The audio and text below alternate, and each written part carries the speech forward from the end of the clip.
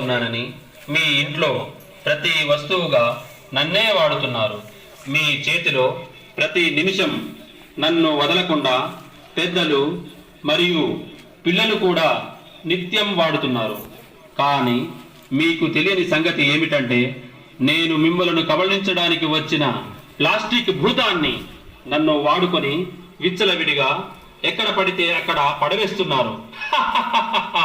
కానీ నేను మట్టిలో కలవను, నీటిలో కరగను.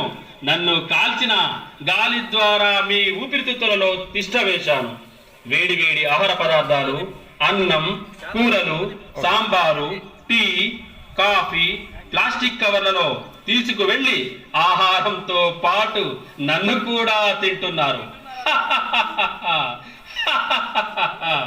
ప్లాస్టిక్ కవర్ల ద్వారా మీ పంట పొలాలలో వ్యాపించి ఉన్నాను.